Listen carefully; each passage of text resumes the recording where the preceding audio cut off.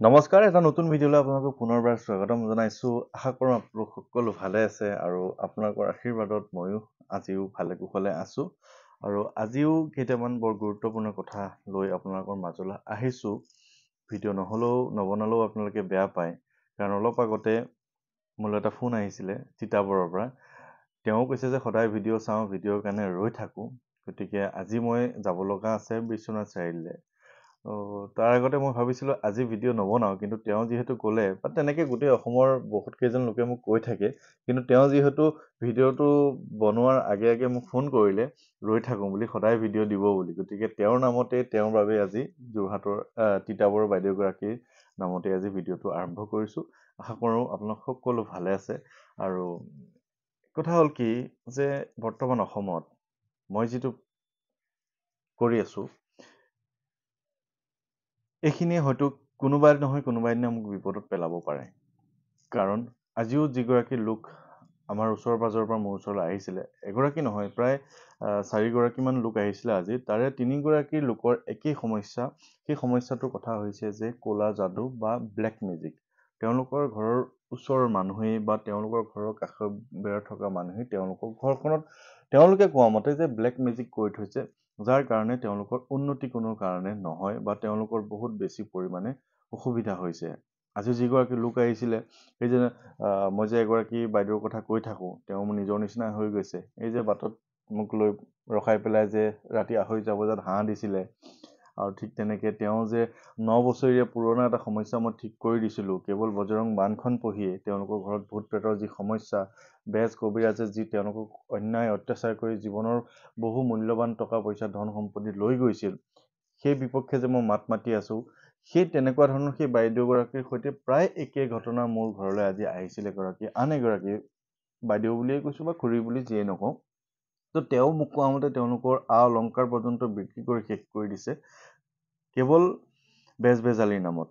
তো তেওঁলোকে এনেকুৱা ধৰণৰ হৈছে যে এটা মনত ভয় এটা সোমোৱাই দিয়া হয়, বা ঘৰখনত এনেকুৱা কিছুমান বেয়া বস্তু শক্তি প্ৰয়োগ কৰি দিয়া হয়, যাৰ কাৰণে তেওঁলোকে পৰিত্ৰাণ বিচাৰি উপায় নাপায় শেষত গৈ তেওঁলোকৰ সাঁচতীয়া ধনখিনি শেষ হৈ যায়, উপাৰ্জনৰ পথ শেষ হৈ যায়, উপায় নাপায় লাষ্টত তেওঁ নিজৰ অলংকাৰ কাপোৰ কানিৰ পৰা আদি কৰি তেওঁলোকৰ বিক্ৰী কৰিবলৈ একোৱেই নাথাকে, কিন্তু চলিউশ্যনটো নাপায় ন।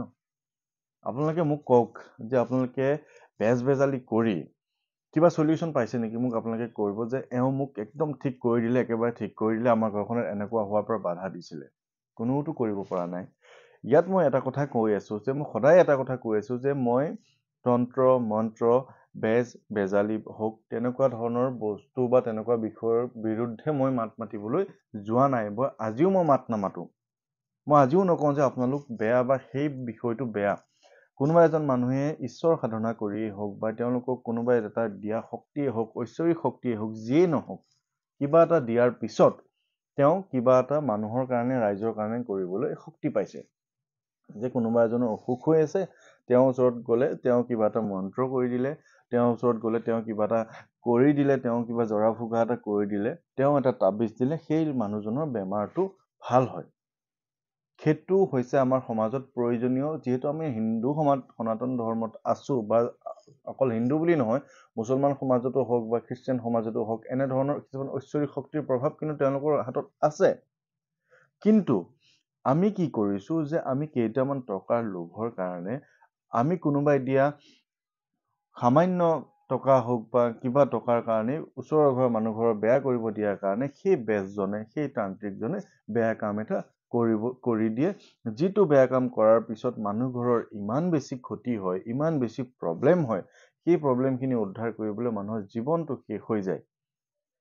এতিয়া মই যে এই কথাখিনি কৈ আছোঁ, আপোনালোকে ভাবে নেকি যে কেৱল সাধাৰণ শ্ৰেণীৰ মানুহৰ লগত এইখিনি হৈ আছে?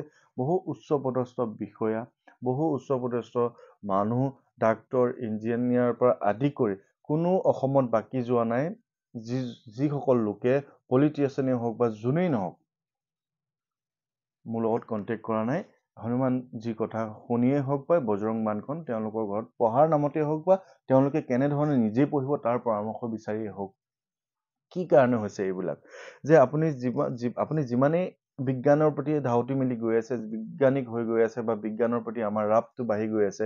এই যে মোবাইলত কথা কৈ আছো, এই যে এডিটিং কৰিম, এই যে আপোনালোকে ভিডিঅ'টো মোবাইলত চাব, এয়া হৈছে বিজ্ঞানৰ যুগ। কিন্তু এই বিজ্ঞানৰ যুগতো আমাৰ মানুহৰ মানসিকতা কিয় চেঞ্জ হোৱা নাই? কিয় আমি সলনি কৰিব পৰা নাই যে আমি তন্ত্ৰ মন্ত্ৰটো বাদ দিব লাগে, বেয়াখিনি? ভালখিনিতো মই কৈছো যে ভালখিনি আপোনালোকে কৰক, ময়ো ভালখিনি আদৰণি কৰিছো। মইনো কি কৰি আছো? মইতো কোনোবা এজন সেই তেতিয়া ঋষি-মুনি, সেই মহান ঋষি-মুনি গোস্বামী তুলসীদাসে লিখা কেৱল বজৰং বাণখন পঢ়াৰ কথা কৈ আছো আপোনালোকক। এনেবোৰ বিপদত পৰি মই কিয় কৈ আছো? যে তাত লিখাই আছে, ভূত পিশাচ নিকট नहीं आवे, মহাবীৰ जब নাম চুনাবে। মহাবীৰ কোন? হনুমান। ভূত পিশাচ নিকট नहीं आवे মানে ভূত পিশাচ ওচৰলৈ নাহে যেতিয়া মহাবীৰৰ নাম শুনে। গতিকে আপোনাৰ ঘৰত যদি কেতিয়াবা আপুনি ভাবে যে কোনোবা বেয়া কাম কৰি থৈছে, কোনোবাই কিবা বেয়া শক্তি প্ৰয়োগ কৰি থৈছে, আপুনি একো কৰিব নালাগে, কেৱল মহাবীৰৰ নাম লওক। মহাবীৰ হৈছে হনুমান। এই বজৰংগ বাণ जो जापे তাতে ভূত প্ৰেত সব কাঁপে। তাৰমানে কি বুজিছে আপুনি? এই বজৰং বাণখন যোনে জপ কৰিব, যোনে বজৰং বাণখন পঢ়িব, তাত থকা ভূত প্ৰেত বা সেইখিনি থকা ভূত প্ৰেত চব কঁপি যাব। ভূত প্ৰেত কোন? এই যে আমি তন্ত্ৰ মন্ত্ৰৰ যোগেদি বা বেজ কবিৰাজৰ যোগেদি যে আমাৰ ঘৰত কোনোবাই বেয়া শক্তি এটা জাপি দিছে, সেয়াই হৈছে ভূত প্ৰেত, সেয়াই হৈছে বেয়া, সেয়া হৈছে আমাৰ ব্লেক মেজিক।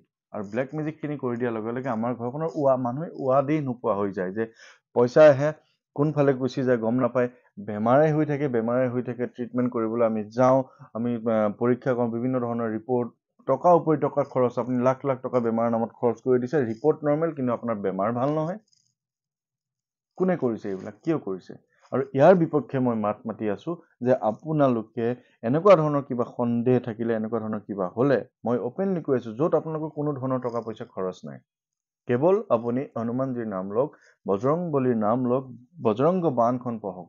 বজৰং বাণখনত ইমান বেছি শক্তি আছে, কাৰণ মই আৰম্ভ কৰিছিলো বেলেগ ধৰণে, কিন্তু মোৰ যে এই বিষয়টো ইমান বেছি এনেকে বহলভাৱে গুচি যাব, মই কেতিয়াও কল্পনা কৰিব পৰা নাছিলো। কিন্তু আপোনালোকে দেখিছেনে, ডিব্ৰুগড়ত ইমানখিনি মানুহ আহি যে মোক মৰম যাচিছে, তাৰে বহুতখিনি মানুহৰ 90% মানুহে বজৰং বাণখন পঢ়িয়েই হওক, বজৰং বলীৰ নাম লৈয়ে হওক বা হনুমান চালিচা পাঠ কৰি হওক, তেওঁলোকৰ জীৱনৰ বহুত ডাঙৰ ডাঙৰ সমস্যা সমাধান কৰি দিছে। আপুনি কিয় নোৱাৰিব? আপুনিওতো পাৰিব। গতিকে মই এই কথাখিনি কৈ আছো যে এতিয়া মই চাওক, এতিয়া ডিব্ৰুগড়লৈ যে মই গৈছো, এতিয়া মোৰতো যথেষ্ট খৰচ হৈছে। আপোনালোকে নিশ্চয় জানে যে মই গাড়ীখন লৈ গৈছো, কোনোবা এজন ল'ৰা মই 3 দিনৰ কাৰণে গাড়ী চলাবলৈ লৈ গৈছো, খৰচটো হৈছে। কিন্তু জগন্নাথ মন্দিৰত যেতিয়া মোক তেওঁলোকে তেওঁলোকৰ নামখিনি, সমস্যাখিনি লিখি, তেওঁলোকেতো ধৰি লওক মোক তেল খলিতে আগবঢ়াই দিছে, মই লৈ আহিছো, আহি পেলাই ঘৰৰ নামঘৰত মই অৰ্পণ কৰিছো, তেনেকে ধৰণে কৰিছে। কিন্তু আপোনালোকে ভাবকচোন, আপোনালোকে ডিব্ৰুগড়, যোৰহাট, শিৱসাগৰৰ পৰা মোৰ ঘৰলৈ আহিলে এজন মানুহৰ কিমান খৰচ হ'ব? সেইখিনি আপোনালোকক মই কৰিব দিয়া নাই, কাৰণ মই বুজি পাইছো আপোনালোকে বহুত বেছি সমস্যাত পৰি আছে, আৰু সেই সমস্যাখিনি পৰিত্ৰাণ পাবৰ কাৰণেহে আজি আপোনালোকে মোৰ ভিডিঅ'টো চাইছে। আৰু মই সদায় যিমান দিনলৈকে পাৰো, যিমান দিনলৈকে মোৰ শক্তি থাকে এই বিষয়ত, মই আপোনালোকৰ কাৰণে সহায় কৰি যাম। মই আগতেই কৈছো যে কিমান দিনলৈ পাৰো বা কিমান দিনলৈকে মোক এইসকল মানুহে ভালে ৰাখিব, সেই কথাও মই নাজানো, কিন্তু আপোনালোকৰ কাৰণে ওলাই আহিছো। অকণমান আৱেগিক হৈ গৈছো কথাটো, কাৰণ আজি যিগৰাকী বাইদেউ আহিছিলে ওচৰৰ পৰাই, তেওঁ যিখিনি কথা কৈ মোৰ ওচৰত কান্দিছে, যেতিয়া এগৰাকী মানুহৰ নিজৰ সোণৰ, বিয়াত দিয়া সোণৰ অলংকাৰখিনিতকৈ আৰু নিজৰ আপোন কোনো নাই, জানেনে আপোনালোকে? হয়, আমি তেনেকে ধৰণৰ কথাটো ভাবিব নালাগে, কিন্তু তথাপিও মহিলাসকলে যিসকল মোৰ লগত যোগাযোগ হৈ আছে, বা যিসকল মহিলাই আজি মোৰ ভিডিঅ'টো চাইছে, আপোনালোকে নিজকে প্ৰশ্ন কৰকচোন। সাধাৰণ এটা আঙুঠিয়ে যদি আপোনাক পিন্ধাই দিয়ে নিজৰ মানুহজনে, সেই আঙুঠিটো যেতিয়া আপুনি বেজালি নামত কাৰোবাক বিক্ৰী কৰি দিব লাগিব, আপোনাৰ মনটো কেনেকুৱা লাগিব বাৰু? গতিকে এইবিলাকৰ বিপক্ষে মই মাত মাতি আছো। এইবিলাক আমি ঠিক হ'ব লাগে, এইবিলাকৰ পৰা আমি আঁতৰি থাকিব লাগে। বজৰং বাণখন এনেকুৱা এক শক্তি, যিকোনো বস্তু নিমিষতে ইনষ্টেণ্ট লগতে ধ্বংস কৰি দিব পাৰে। আপুনি নিজে প্ৰমাণ চাওক। আপুনি ঘৰখনত যদি তেনেকুৱা সন্দেহ পায়, আপুনি আৰামত ধুনীয়াকৈ বজৰং বাণখন আপুনি পঢ়ি দিয়কচোন। আপুনি চাকি এগছ জ্বলাই শনিবাৰ, মঙলবাৰ বা যি বাৰেই নহওক, সন্ধিয়া সময়ত আপুনি পঢ়ি দিয়ক। আপোনাৰ ঘৰত পিছৰ দিনৰ পৰা যদি ভূত প্ৰেত থাকে, আপুনি মোক ক'ব। এইখিনি হ'ল সহজ উপায়, কাৰণ এইখিনি কৰিবলৈকে আপুনি বছৰ বছৰ ধৰি 20 বছৰ 22 বছৰ হ'ল আপুনি সমাধান পোৱা নাই, আপুনি কেতিয়াও উত্তৰ পোৱা নাই। এইখিনি সমাধান কৰিবলৈকে আপোনাৰ লাখে লাখে টকা শেষ হৈ গৈছে, কিন্তু আপুনি তাবিজ পিন্ধিছে, কিবা পিন্ধিছে, কিবা ফাইদা পাইছে জানো? একোতো পোৱা নাই আপুনি, যেতিয়া ঠিক কৰি দিছে। গতিকে মই এইখিনি কাৰণে আপোনালোকৰ কাৰণে ওলাই আহিছো। আশীৰ্বাদ কৰিব আপোনালোকে। আপোনালোকৰ আশীৰ্বাদ মৰম মোক লাগিবই। আৰু মই আজিও এপাক ওলাই যাম এইফালে, কাৰণ মই দেওবাৰে ৰাতি ঘৰ পাইছিলোহি। সোম মঙল বুধ বৃহস্পতি মই ক'লৈকো যোৱা নাই, কোনো কাৰণে ক'লৈকো যোৱা নাই, মই ঘৰতে আছোঁ। কিন্তু আজিৰ পৰা মোৰ কণ্টিনিউ আকৌ তেনেধৰণৰ নিমন্ত্ৰণ আছে। মোৰ এনেকুৱা হৈছে যে মোৰ মানুহটো এতিয়া মই ভাগ ভাগ টুকুৰা টুকুৰ কৰি ল'লেও মোৰ নিমন্ত্ৰণ শেষ নহ'ব। কিন্তু সকলোৰে ঘৰত এনেকুৱা হৈছে যে সকলোৰে ঘৰত কোনোবাই নহয় কোনোবাই ব্লেক মেজিক কৰি দিছে, ঘৰখনত উন্নতি নাই। আৰু সেইকাৰণে মোৰ লগত আপোনালোকে যোগাযোগ কৰি আছে। এতিয়া বহু ফোন আজি উঠাব পৰা নাই, যিসকল মোৰ একেবাৰে নিজৰ আপোন, নিজৰ মোক ল'ৰা বুলি ভবা মানুহসকলেও ফোন উঠাব পৰা নাই। কাৰণ আজি বহুত কেইজন লোক আমাৰ ঘৰলৈকে আহিছিল, তেওঁলোকৰ সৈতে প্ৰায় একবেলাটো মই সময়টো তেওঁলোকৰ সৈতে কথা পাতিব লগা হ'ল। আৰু কথা পাতি থকা অৱস্থাত ফোনটো ৰিচিভ আচলতে কৰিবলৈ অকণ অসুবিধা হয়, বা ফোন কৰি পিছত কৰিব বুলি ক'লেও মনটো বেয়া লাগে। সেইকাৰণে উঠোৱা নাই। মই আকৌ লাহে লাহে সকলোকে লগত যোগাযোগ কৰিম, বেয়া নাপাব। আপোনালোকে সকলোৱে ভাল হওক। আৰু এনেকুৱা হৈ আছে যে যিসকল লোকৰ ঘৰত মই বজৰং বাণখন পাঠ কৰি আহিছিলোঁ, সমস্যাবোৰ বুজি প্ৰায় প্ৰত্যেকজন লোকেই মোক কিন্তু মেছেজ কৰে তেওঁলোকৰ ঘৰত ভাল হৈছে। কিন্তু সকলোৰে যে একেবাৰে লগতে ভাল হৈ যাব বা সকলোৰে যে ভালেই হৈছে তেনেকুৱা ধৰণৰ কোনো কথা নাই। কাৰণ সমস্যাবিলাকৰ কথা থাকে। কোনোবা এজন মানুহ খুব বেছি ক্ৰিটিকেল বেমাৰত পৰি আছে বা খুব বেছি আপোনাৰ ইনজুৰি হৈ আছে, তেওঁলোকৰ ঘৰত বহুত সময়ত যিখিনি সময়ত ট্ৰিটমেণ্ট লাগে বা যিখিনি সময়ত বজৰং বাণখন পঢ়িব লাগে সেইখিনি সময়ত পঢ়িব পৰা নাই, দেৰিকৈ পঢ়া হৈছে, তাৰ কাৰণে কিছু ক্ষতি হৈছে। সেইখিনি কথাত অকণমান মনটো পিছত বেয়া লাগে। বাৰু যি কি নহওক, যিসকলৰ সমস্যাৰ কাৰণে মোক মাতে, তেওঁলোকৰ সমস্যাবিলাক সমাধান হোৱা বুলি শুনি মই খুবেই ভাল লাগে, খুব মনটো ভাল লাগে। আৰু আজিৰ ভিডিঅ'টো ইমানেই কৈছোঁ। কিবা যদি ভুল কৈছোঁ আপোনালোকে ক্ষমা কৰিব। আপোনালোকৰ কাৰণে কিবা এটা কৰিবলৈ ওলাই আহিছোঁ, আপোনালোকে সদায় আশীৰ্বাদ কৰি যাব। আৰু এতিয়া মই অলপ পিছতেই বিশ্বনাথ চাৰিআলি যাম। আৰু বিশ্বনাথ চাৰিআলিৰ পৰা আহি আকৌ মোৰ বিয়া এখন আছে, মোৰ এই কোম্পানীৰ ল'ৰা এজনৰ কিবা বিয়াৰ ৰিচিপশ্যন, তালৈ যাম। তেওঁ বিয়াৰ ৰিচিপশ্যন ভাঙিব 10টা বজাত। মই কিন্তু তেওঁক কৈছোঁ যে 10:30 বজালৈকে ৰখিবা, কাৰণ মই এইফালৰ পৰা আহিব লাগিব। গতিকে মোৰ কণ্ডিশ্যনটো তেনেকুৱা হৈছে। আপোনালোকে মোক অকণমান ফোন নধৰিলে কেতিয়াও বেয়া নাপাব, নিজৰ বুলি ভাবিব।